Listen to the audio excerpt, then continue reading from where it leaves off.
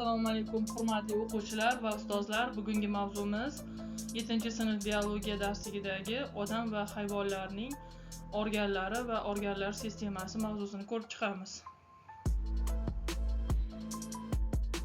Odam yaxlit organizm, uning barcha organlari o'zaro bog'liq.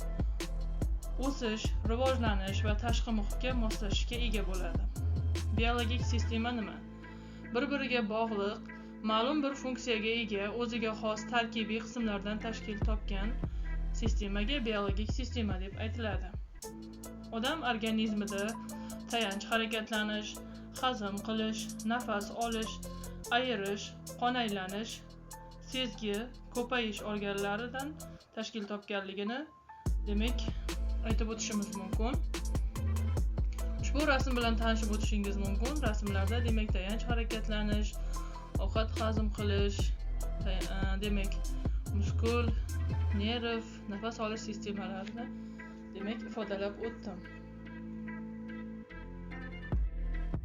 Har bir organizm organlar sistemalari, organlar esa to'qimalardan, to'qimalar esa hujayralardan, hujayralar esa molekulalardan iborat bo'ladi. Keling, molekulalardan boshlab tanisha boshlaymiz. Molekula har qanday tirik organizm o'ziga xos vazifalarni bajaruvchi biologik faol moddalar, nuklein kislotalar, uglevod, oqsil va lipidlardan iborat bo'ladi.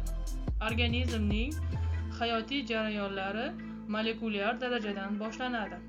E'tiboringizga molekulyar ko'rinishdagi rasmni keltirib o'tdim. Demak, davom etamiz. Hujayralar. Hujayralar organizmni elementar va funksional birligi hisoblanadi. Hayvon hujayralari plazmatik membrana, sitoplazma va yadrodan iborat bo'ladi. Keling, ushbu hujayra rasmi bilan tanishib o'tamiz va vazifalarini birma-bir demak tanishib o'tadigan bo'lsak, birinchi vazifasi plazmatik membrana ichki va tashqi muhit o'rtasidagi moddalar transportini ta'minlaydi. Sitoplazma hujayradagi moddalar almashinuvini, yadro esa irsiy axborotni saqlash, nasldan naslga o'tkazish va oqsil sintezini boshqarish vazifasini bajaradi. Davom etamiz. Keling, videoni mana shu joyida kanalimizning rivojlanishi uchun obuna bo'ling, like bosib, kommentariyalarda o'z fikrlaringizni qoldirib ketishingizni so'rayman. Zeroki sizning bu harakatingiz bizning kanalimizning kelajakdagi rivoji uchun juda ham muhim. Davom etamiz. To'qima va organ tushunchalari sizga tanishmi? Keling, unda tanishib o'tamiz. To'qima bu hayvon organizmi ko'p hujayrali yaxlit biologik sistema hisoblanadi, bilamiz.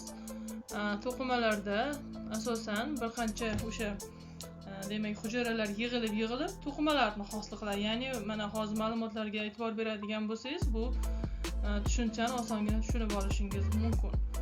Undagi hujayralar ko'p hujayrali organizmdek barcha fiziologik jarayonlarni bajara olmaydi. Ya'ni bitta hujayra bo'lgan bo'lishi mumkin. O'sha masalan u hujayra masalan ko'plab hujayralarni vazifasini bajara olmasligi sababli ham shuning uchun ham deyapti, bir hujayraga nisbatan unumli va samarali funksional tizim to'qimaga birlashadi. Ya'ni to'qima hosil qilgandan keyin u funksiyalarni bemalol qiynalmasdan bajara boshlaydi. Xususiyati yagona funksional birlik sifatida ishlash. Misol uchun qon, ichki muhit funksiyasi, qonni bilamiz, biriktiruvchi to'qimaga kiradi. Asosan shaklli elementlari eritrotsit, leykosit, trombositlar hamda qonni yana bir tarkibiy qismi bu plazmadan iborat bo'ladi. Organ nima? Organ organizmni o'ziga xos tuzilishiga ega, muayyan vazifani bajaradigan tarkibiy qismi hisoblanadi. Masalan, o'pka nafas olish organi, oshqozon esa ovqat hazm qilish organi ekanligini hammamiz juda yaxshi bilamiz. Organni faoliyati uni tashkil etuvchi to'qimalarning birga ishlashiga bog'liq. Ushbu rasmlar bilan tanishib o'tasiz.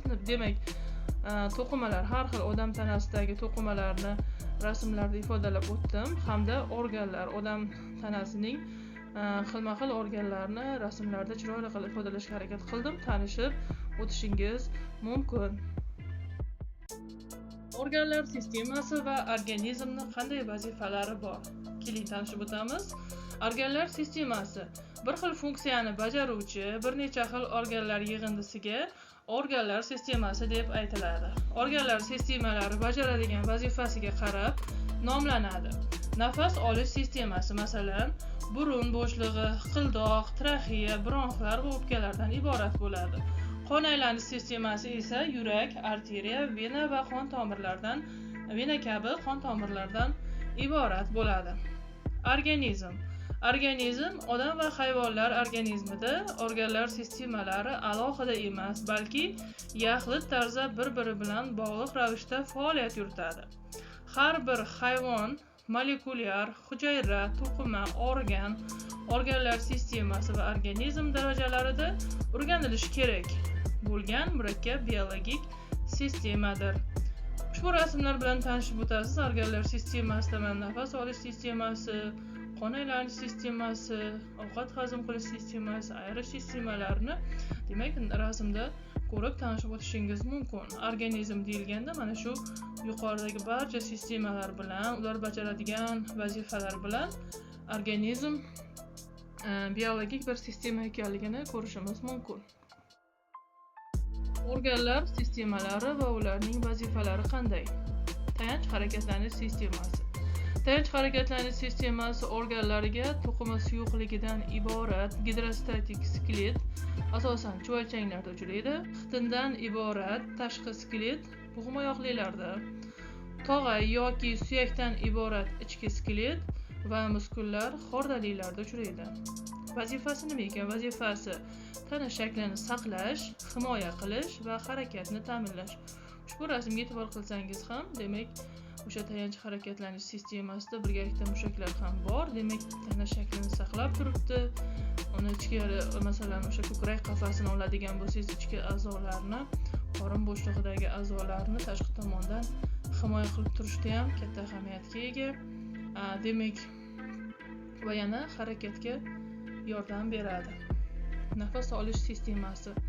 Nafas olish sistemasi organlariga jabralar asosan mollyuska, qisqichbaqasimonlar, baliqlarda uchraydi.